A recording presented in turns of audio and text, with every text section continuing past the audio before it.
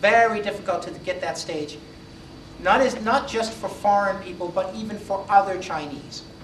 You've got Chinese from all over the world now trying to sell to the Chinese in China, and it's not easy to do business with the Chinese. But the Chinese do believe in continuity, which is very, very different in the West. Things are not done like they are done in the West. I've had many instances where I've gone into China with colleagues, and they thought that we were going to take the product, put it right on the desk, and have the Chinese just completely buy it, or completely buy into what we're talking about, and we're going to sign a contract, we're going to sign a deal. How naive. That will never work. I'll talk a little bit more about why that will never work. But the key is you have to approach these relationships. Their relationships are not direct. So the strategies for obtaining information, they're in a circular methodology. And if you've ever dealt with Chinese people, if they want to know something like, for example, how old are you? They're not going to say, excuse me, how old are you? They're going to say, hey, how many kids do you have?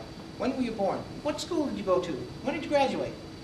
This is a subtle art of obtaining information, which the Chinese are masters at. Has anybody, let me ask you a question. Have you ever heard of Sun Tzu Bing Fa, The Art of War?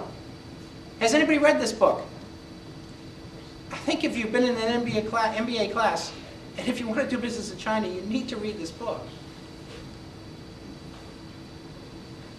Confucianism.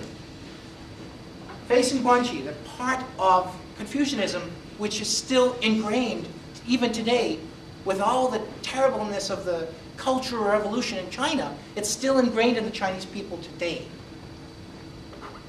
As well as Hong Kong and Taiwan, this Confucianism, and South Korea for that matter.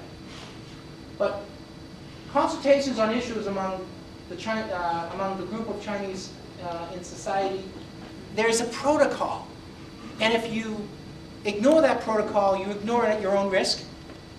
If you perform things outside of that protocol, it's like the nail that sticks up too high. It will get pounded down. It will get pounded down. So basically, when you're looking at relationships, as I mentioned before, the continuity, I'd like to introduce another concept, which is it's a relationship versus a goal-oriented comparison.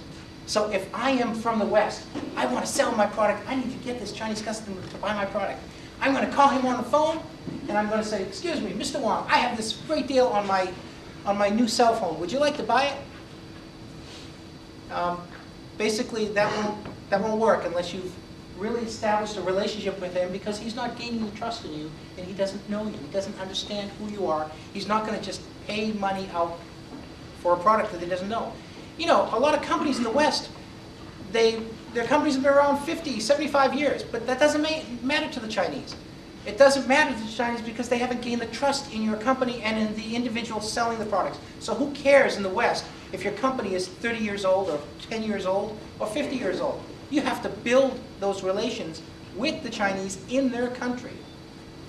Western mind thinks about the task first, and then possibly he can get to an understanding of a person that they're dealing with, and then possibly a relationship. So, yeah, maybe if I sell you a product and you like it and we become, we come to an understanding, then we might become friends. In the Chinese way, relationship is absolutely everything. If there's no relationship, and if the Chinese person doesn't like you, he's not going to do business with you. It doesn't matter who you are. Before you can get to the understanding, and essentially that's when you can ask for something. Understanding the Eastern and the Western thinking, my goodness, I've been a bridge myself for approximately 23 years between East and West. My family comes from the East. I am from the West, although I'm from the East Coast via the West Coast.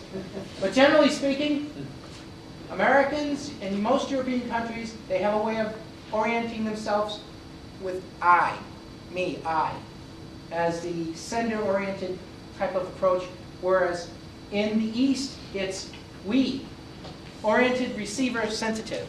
So it's an important concept to express thyself. There's a lot here to go through. I won't go through as much, but I'll be very happy to talk about each point at the end of the presentation. Face. Who knows what face is? What is face? Means, right? Is face important? Let me ask you a question. How important is face?